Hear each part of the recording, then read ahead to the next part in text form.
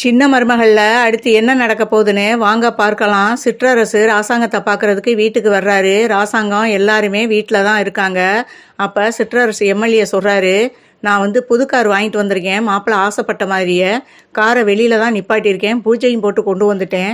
அந்த காரில் தான் நீங்கள் இன்னைக்கு மண்டபத்துக்கு நிச்சயதார்த்தத்துக்கு அந்த காரில் தான் நீங்கள் மாப்பிள்ளையை அழைச்சிட்டு வரணும் அப்படின்னு சொல்லவும், இதை கேட்டு ராசாங்கம் சந்தோஷப்படுறாரு. சரி, இந்த அவங்க சம்மந்தி நிற்கிறாங்கல்ல, அவங்ககிட்டே கீயை கொடுங்க அப்படின்னு சொல்கிறாங்க. உடனே அவர் எங்கள் மாப்பிள்ளை போஸு அப்படின்னு கேட்குறாரு. உடனே ரூமுக்குள்ளேருந்து போஸு வெளியே வர, வாங்க மாமா அப்படிங்கிறாப்புல. இந்தங்க, நீங்கள் ஆசைப்பட்ட மாதிரியே மாப்பிள்ளை உங்களுக்கு கார் வாங்கிட்டு வந்திருக்கேன். அந்த காரில் தான் இன்றைக்கி நீங்கள் மண்டபத்துக்கு வரணும் அப்படின்னு சொல்லவும், ரொம்ப சந்தோஷமாம்மா அப்படின்ட்டு அந்த கீயை வாங்கிக்கிறாரு. சரி, சாப்பிட்டு தான் போகணும்னு ஈஸ்வரி சொல்லுது. இல்லை, கல்யாண வேலை தலைக்கு மேலே இருக்குது, நான் உடனே மண்டபத்துக்கு போகணும் அப்படின்னு சொல்லிட்டு அவர் கிளம்பி போகிறாரு. இதை பார்த்துக்கிட்டு இருந்த சாவுத்திரியும் தாமரையும் ரொம்பவே கடுப்பாதுக. இவளுக்கு மட்டும் ஏன் ஒன்றா நடக்குது, அதுவும் நல்லதாகவே நடக்குது. கல்யாணத்துக்கு நாளே காரை வேற வாங்கி கொடுத்துட்டு போகிறானே இந்த எம்எல்ஏ அப்படின்னு சொல்லிட்டு ரொம்பவே இதுக ஒன்றுக்குள்ள ஒன்று மாற்றி மாற்றி பேசிக்கிட்டு இருக்குங்க.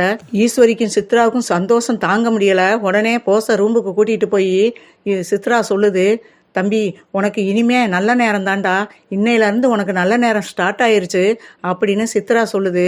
அப்போ அதை கேட்டு ஈஸ்வரின்னு சொல்லுது, என் மையன் நாளைக்கு கோடீஸ்வரன் ஆயிடுவாண்டி அப்படின்னு சொல்கிறாப்புல. இதை கேட்டு ரொம்பவே சந்தோஷப்படுறாரு போஸு. இங்கே நிச்சயதார்த்தத்துக்கு போஸை மாப்பிள்ளை கோலமாக அழைச்சிக்கிட்டு மண்டபத்துக்கு போகிறாங்க எல்லாரும் குடும்பத்தோட. வனத்துறையில் இருந்து வனவிலங்குகள் அட்டகாசம் தாங்க முடியலைன்னு அங்கே சிடிசி கேமரா ஃபிட் பண்ணியிருப்பாங்க. வனத்துறை அதிகாரியை செக் பண்ணையில் அங்கே ஒரு எவிடன்ஸ் கிடைக்குது. அதை பார்த்து வனத்துறை அதிகாரிகளே ஷாக்காகிறாங்க. இதை உடனே அமைச்சர் ராசாங்கத்திட்ட சொல்லணுமே அப்படின்னு சொல்லிட்டு நேர மண்டபத்துக்கே வர்றாங்க ராசாங்கத்தை பார்க்கறதுக்கு. அங்கே ராசாங்கத்தை சாரை பார்க்க முடியுமா அப்படின்னு வெளியில் உள்ளவங்கள்ட்ட கேட்குறாங்க. இப்போ ரொம்ப பிஸியாக இருக்காரு, அதுவும் கல்யாண நேரமா, இப்போ என்ன அர்ஜென்ட்டாக பார்க்க வந்திருக்கேன்ட்டு சன்னாசி தான் கேட்குறாரு. முக்கியமான எவிடன்ஸ் கிடச்சிருக்கு அப்படின்னு சொல்லவும், அப்படியா அப்படின்னு சொல்லிட்டு, சரி இருங்க நான் அண்ணனை கூப்பிட்றேன் அப்படின்னு சொல்லிட்டு ராசாங்கத்திட்ட விஷயத்த சொல்லவும் அவரும் வெளியில் வர்றாரு. என்ன விஷயமா என்னை பார்க்க வந்திருக்கீங்க அப்படின்னு சொல்லி கேட்குறாரு. சார், நாங்கள் வனத்துறையிலேருந்து வர்றோம். வனவிலங்குகள் அட்டகாசம் தாங்க முடியலைன்னு நாங்கள் சிடிசி கேமரா இங்கே பொருதி வச்சுருந்தோம். அதில் வனவிலங்குகள் அட்டகாசம் எப்படி இருக்குன்றதுக்காக நாங்கள் அதை போட்டு பார்க்கையில் ஒரு முக்கியமான எவிடன்ஸ் கிடச்சிச்சு. அதை பார்த்து எங்களுக்கே ஷாக்காக இருந்துச்சு. அதனால தான் உங்கள்கிட்ட காட்டிட்டு போகலாம்னு வந்தோம் அப்படின்னு சொல்லவும், உங்கள் மையன் போஸை பற்றி தான் அப்படின்னு சொல்லவும், என்னது போஸை பற்றியா? போஸு தானே அந்த மருந்தை கண்டுபிடிச்சி எடுத்துகிட்டு வந்தது. ஓ, போஸுக்கு பாராட்டு எதுவும் தெரிவிக்கிறதுக்காக வந்திருக்கீங்களா அப்படின்னு சொல்கிறாங்க. இல்லை சார், நீங்கள் அங்கே தான் தப்பு பண்ணியிருக்கீங்க. அந்த மருந்தை கண்டுபிடிச்சது உங்கள் மையன் போஸ் கிடையாது அப்படின்னு சொல்லவும், என்ன சார் சொல்கிறீங்க அப்படின்னு சொல்லி ராசாங்கம் கேட்குறாரு. அந்த மருந்தை கண்டுபிடிச்சது உங்கள் மருமகள் தமிழ்ச்செல்வி தான் அப்படின்னு சொல்லிட்டு அந்த எவிடன்ஸை ஃபுல்லாம் போட்டு காமிக்கிறாங்க. அது வீடியோ காலில் அவங்க பார்த்துட்டு ரொம்பவே சன்னாசியும் ராசாங்கமும் ஷாக் ஆகுறாங்க. பார்த்தேன் ராசாங்கத்திட்ட சன்னாசி சொல்கிறாரு, நான் அப்போவே நினச்சேன், இவன் அந்த மாதிரியெல்லாம் நல்லது செய்கிறவன் கிடையாது.